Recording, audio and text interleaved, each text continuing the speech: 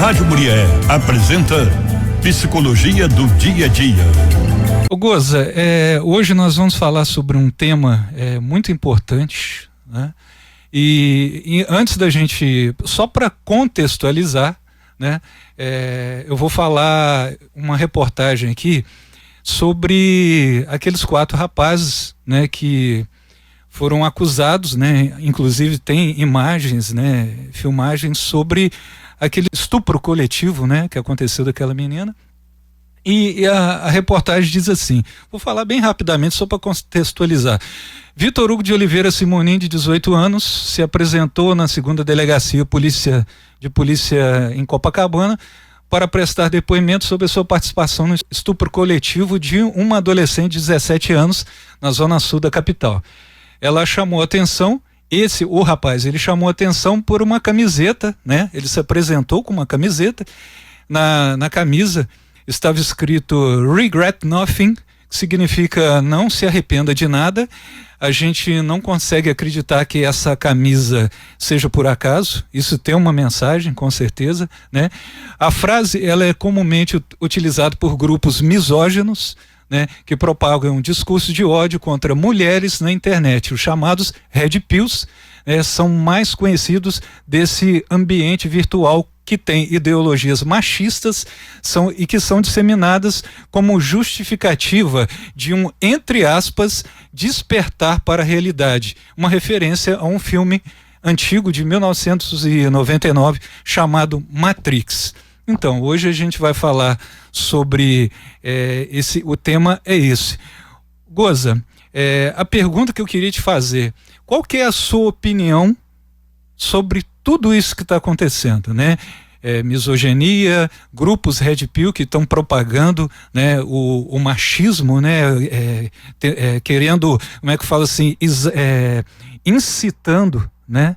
Incitando esse perfil de homem que manda, né, e desrespeita mulheres. Eu queria saber a sua opinião sobre isso. Qual que é a reflexão que a gente faz sobre isso? Marcelo, a gente tem pensado muito nisso, né, desde que esse caso veio à tona. Porque tem 4 maiores de idade, um menor de idade envolvidos neste caso. 4 recém-maiores de idade. 18 e 19 anos. A gente comumente se refere a eles como meninos, mas perante a lei eles são adultos, com exceção do que tem 17 anos. Todos são vizinhos do limite de idade entre a menor idade e a maior idade. Uns acabaram de sair, o outro está quase entrando. E como, né, tão jovens, eles estão tão profundamente deformados por uma ideia da relação entre homens e mulheres, do amor, do respeito, da própria sexualidade. Como? De onde que isso veio? Então, acho que a coisa mais importante, a reflexão mais importante que a gente precisa fazer é essa. Como nós, como sociedade, estamos formando essas ideias, alimentando essas ideias, voltando a essas ideias e voltando com os requintes que a tecnologia nos permite. Porque a gente já viveu anos muito duros de machismo, de submissão da mulher, né? A mulher vota há muito pouco tempo, não tem nenhum século que a gente vota. Não tem tanto tempo assim que a mulher pode ser independente para trabalhar, para andar na rua sem um homem, e há países onde ela não é, né? Onde ela não pode trabalhar, onde ela não pode sair sem um marido, pai ou um irmão. Mas por que nós estamos andando para trás? Ontem eu vi uma entrevista com aquela juíza Vanessa Cavalieri, que ela fala assim: antigamente, há um pouco tempo atrás, a gente era levado a pensar que a raiz da violência era a miséria, era a desestrutura da família, era a discriminação social. Então, o nascedouro da violência, o fermento da violência estava nas favelas, estava nos pobres. Hoje, quem está praticando os crimes mais violentos, hoje, de uns anos para cá, são os, entre aspas, muitas aspas, os bem-nascidos. Foram meninos de classe média alta que botaram fogo no índio. Foram meninos de classe média que botaram fogo num morador de rua 2 anos atrás. São meninos de classe média, de famílias com vida organizada, que estão praticando esses crimes que nós estamos discutindo. Outro dia a gente estava discutindo o cachorro-orelha, hoje a gente está discutindo essa menina que foi vítima do estupro coletivo. Ninguém nesses grupos é pobre, é favelado, ninguém. Aliás, só para incluir essa, quando você falou aí sobre os rapazes, né, que na época atearam fogo no índio, né, Galdino dos Santos, se eu não me engano, todos eles estão trabalhando em serviços públicos. Públicos, exatamente. A pergunta é, o que é que causa?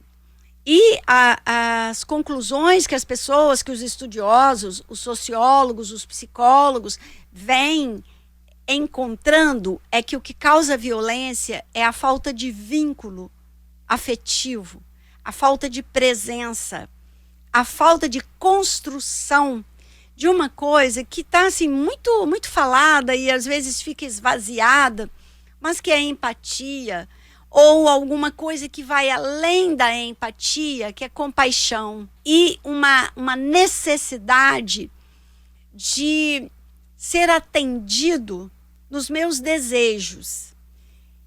Quando a gente estuda desenvolvimento, tem um teórico, né? E ele não era só teórico, mas ele estudou muito, ele escreveu muitos livros, e eu já falei dele aqui muitas vezes, que é o Winnicott, que ele era pediatra e depois ele se tornou psicanalista em inglês.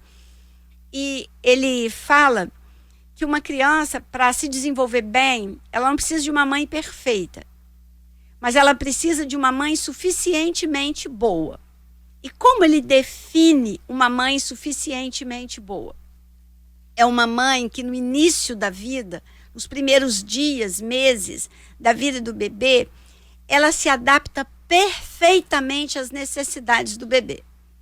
Ela não deixa o bebê chorar, ela não deixa ele se sentir sozinho, ela não deixa ele sentir frio, ela não deixa ele sentir calor, ela não deixa ele sentir fome. Ela se adapta perfeitamente. E à medida que ele vai vivendo essa experiência de um mundo perfeito, ela vai introduzindo as, entre aspas, falhas.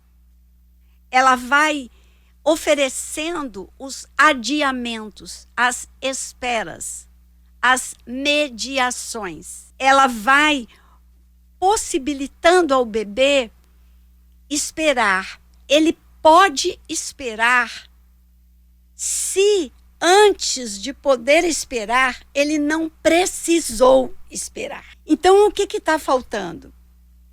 Está faltando essa construção. Se nunca houve um tempo em que essa adaptação foi perfeita, dificilmente vai haver um tempo em que eu suporte a frustração. Então, o que está acontecendo é uma geração que não suporta frustração. Não suporta não. Não suporta não estar em primeiro lugar. Porque a gente fala, a gente que estuda esse tema, a gente fala, não vá visitar uma mãe que acabou de ganhar um bebê. Espera um tempo. Mas se você for, é porque você é muito íntimo. Chegue lá, faça tudo o que você puder fazer para que essa mãe possa ficar com o bebê. Arruma casa para ela, faz comida para ela, leva outra criança se ela tem na escola, brinca, porque ela precisa ficar por conta desse bebê no princípio. Uhum. Então, se isso não é possível, e não é possível por uma série de questões, fica uma falha. E aí depois não é possível suportar a frustração. É um sentimento de a vida me deve uma adaptação perfeita a tudo que eu desejo. A vida me deve e eu vou cobrar. Eu cobro de qualquer um que estiver na minha frente. Qualquer um e todo mundo é obrigado a se adaptar perfeitamente a mim, aos meus desejos. Eu não tolero frustração. Eu não aceito não. E eu reajo com a força, com a violência da minha potência de vida. E a minha potência de vida na juventude é imensa. Eu reajo com tudo. Porque eu não suporto. Não. Eu não suporto que alguém não faça exatamente o que eu quero. E assim estão se criando predadores, né? Sim. Pois é. E o que eu acho triste, grave, preocupante é a arrogância, né? Porque esse rapaz, e com essa camisa, não é por acaso mesmo. Não. Né? Não é por acaso, dizendo, olha, eu não me arrependo. É como se ele dissesse, eu não me arrependo, não vai acontecer nada comigo por causa do que eu fiz e eu posso fazer. Eu estou no meu direito. E tem outras comunidades, né? Não é só o Red Pill. Tem o Incel, que é celibatários involuntários. Isso. E alguém de 13 anos se julga celibatário involuntário. Para quem não sabe, né, celibatário é a pessoa que não tem uma relação afetiva, sexualizada com alguém. Mas alguém de 13 anos devia ter? Não. Alguém de 13 anos devia ter? Alguém de 13 anos ainda tem que estar brincando. Eu com 13 anos eu tinha um carrinho que eu brincava. Pois é. Puxando com cordinha. Então, como que ele é um celibatário involuntário? Ele não está preparado para não ser celibatário. Ele não é celibatário, ele é pré-adolescente, ele é adolescente. Celibatário é o adulto, e aí isso pode ser uma opção, como é dos padres, por exemplo, da Igreja Católica. Eles são celibatários, né? Mas isso é uma opção da vida adulta. Então, alguém que não chegou à vida adulta não é celibatário porque ainda não esteve na condição de fazer essa escolha, não é? E aí a gente vai propagando essas ideias equivocadas, não é? Essa semana a gente viu também um vídeo em que um rapaz se ajoelha diante de uma mulher que não está ali, mas que é representada às vezes por uma mancha, às vezes por um boneco. Ele se ajoelha diante dela com um anel, né? E a legenda é: treinamento para caso ela diga não. Então ele se ajoelha e oferece o anel. Ela recusa. Num vídeo ele usa uma faca para atacá-la, no outro ele dá socos, pontapés, voadora, no outro ele atira com uma arma de fogo. É um treinamento, caso ela diga não. Olha isso. Olha o que nós estamos cultivando, não é? E são jovens que protagonizam, né, esses vídeos, esses grupos, mas há uma desconfiança que não é mais desconfiança, que é uma constatação de que por trás deles há homens mais velhos, aí sim, né, frustrados por alguma história que precisava ser resolvida. E aí, uma terapia. Sim, né? E aí com certeza tem homens mais velhos, sim, tal, e esses homens mais velhos estão virando coaching dos adolescentes, né? Criando páginas no Instagram, no YouTube e disseminando esse ódio, né, pelas mulheres e essa coisa do poder, né? Você defender os seus interesses.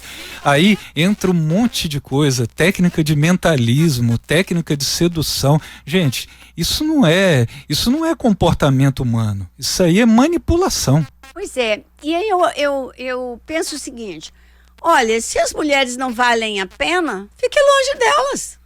É verdade. Se as mulheres não valem a pena, fique longe delas e nos permita pensar o que a gente quiser a respeito da sua escolha. Você me fez lembrar uma muito engraçada numa Olha, policial. você não quer se aproximar das mulheres, você acha que as mulheres não valem a pena, fique longe. Aproxime-se de quem você acha que vale a pena. É claro. E olha, eu garanto para você que nós mulheres vamos respeitar, porque nós precisamos poder viver em paz. Nós precisamos ter a nossa voz ouvida e respeitada. Nós precisamos poder dizer para uma menina que ela não precisa ter medo, mas nós não podemos, né? Eu atendo meninas, crianças, e essa semana uma criança ia para atividade física ao sair do consultório. E ela estava com um topzinho, né?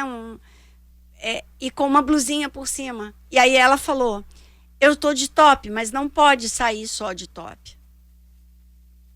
Ela é uma criança. Mas essa mãe tá certa. Porque tem que dizer para ela que, infelizmente, ela não pode sair só de top. Ela tem que se acostumar a se proteger. Porque não é justo. Mas e se, porque ela está só de top, ela sofrer algum tipo de agressão? Seja física, seja verbal, é muito pior. Isso é verdade. Né? Então você ensina a uma criança, uma menina, a se proteger dos olhares, das falas, das atitudes